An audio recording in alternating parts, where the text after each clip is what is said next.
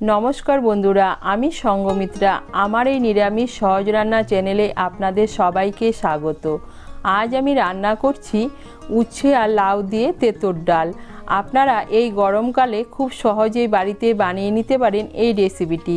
আপনাদের যদি এই রেসিপিটি ভালো লাগে তাহলে লাইক এবং শেয়ার করবেন আর রেসিপিটি কেমন হয়েছে কমেন্ট করে জানাবেন।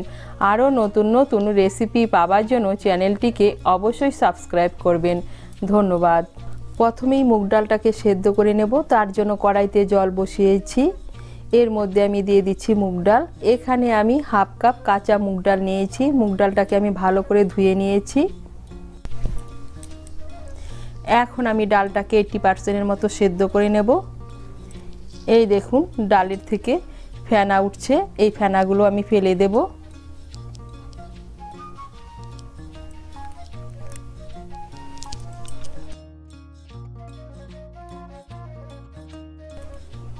এই দেখুন ডালটাকে আমি 80% মতো সেদ্ধ করে নিয়েছি।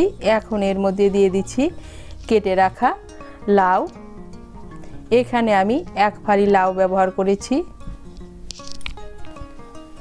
দিয়ে দিচ্ছি চিড়ে রাখা কাঁচা লঙ্কা আর দিয়ে দিচ্ছি স্বাদ মতো নুন। নুনটাকে মিশিয়ে নিয়ে লাউটাকে সেদ্ধ করে নেব।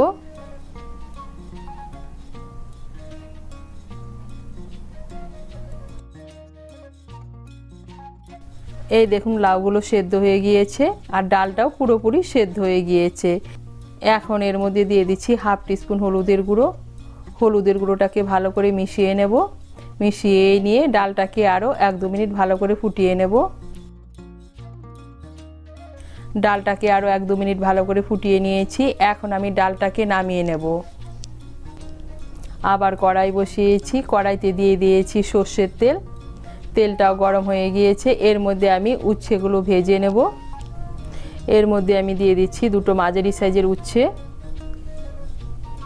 উচ্ছেগুলোকে আমি টুকরো টুকরো করে কেটে নিয়েছি।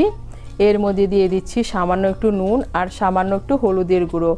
নুন আর হলুদের গুঁড়োটা মিশিয়ে নিয়ে উচ্ছেটাকে লাল করে ভেজে নেব।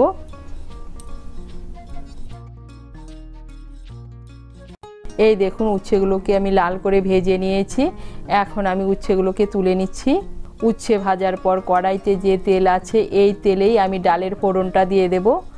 এর মধ্যে দিয়ে দিচ্ছি একটা তেজপাতা, দিয়ে দিচ্ছি একটা শুকনো লঙ্কা আর দিয়ে দিচ্ছি হাফ টিস্পুন মেথি আর রাঁধুনি।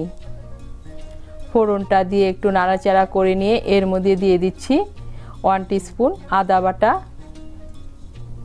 আদা বাটাটাকে ভালো করে মিশিয়ে নেব। মিশিয়ে নিয়ে একটু ভেজে নেব। এই দেখুন আদা বাটাটাকে মিশিয়ে নিয়ে একটু ভেজে নিয়েছি। এখন এর মধ্যে দিয়ে দিচ্ছি সেদ্ধ করা ডাল। ডালটাকে ভালো করে মিশিয়ে নেব।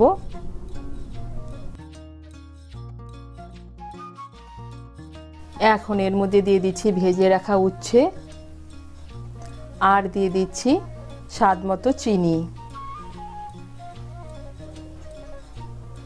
দিয়ে দিচ্ছি 1 চামচ আদা বাটা।